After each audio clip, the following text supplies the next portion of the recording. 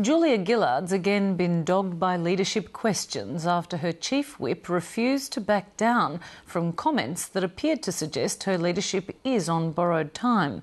The opposition's calling on her to sack Joel Fitzgibbon, who's been linked to another campaign to reinstall Kevin Rudd as Prime Minister. But she says the opposition should mind their own business. Political correspondent Tom Eagleton reports from Canberra. Joel Fitzgibbon was invited onto the panel of Q&A last night following his attack on Labor's relationship with the Greens.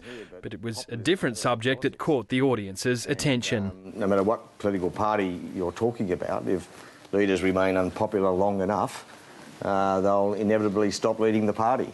When asked if he thought Julia Gillard would be leading his party to the next election, the government whip reflected on the fortunes of his hometown football team. No one would be more pleased than me if the Newcastle Knights make the 8. I'm hopeful that they will.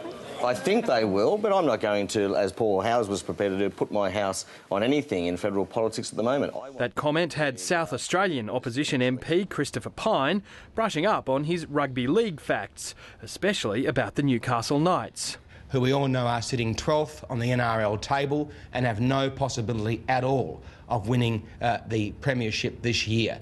In other words, he was saying that her season is well and truly over. Over the top to Tahu, on to McManus, that's the beauty. For the record, the struggling Knights thumped last year's rugby league premiers on the weekend. They're still alive in 2012.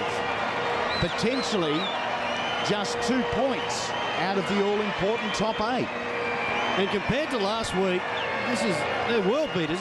But that didn't stop the sporting metaphors coming from the opposition. If Julia Gillard was a leader's bootlace, she would sack Joel Fitzgibbon today, or Joel Fitzgibbon should resign. The Prime Minister's rejecting the free advice from the Shadow Education Minister. Christopher Pyne needs, instead of slinging around insults, to be focusing on the future of Australia's children.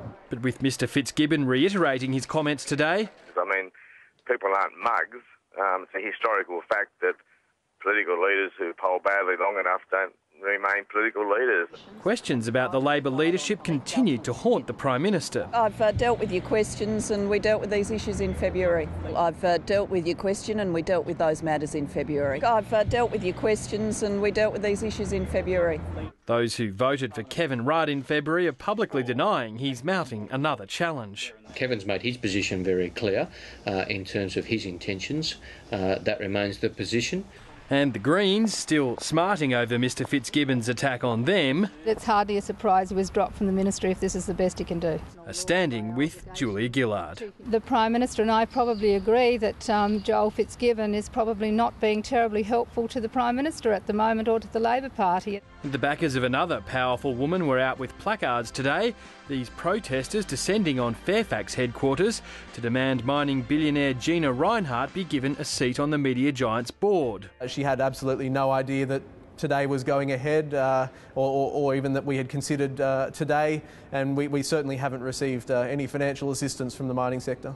The protest was organised by Can Do, which presents itself as a competitor to successful progressive political lobbyist Get Up. Conservative is one word you could use. I prefer to use the word mainstream, but I suppose the two are largely linked.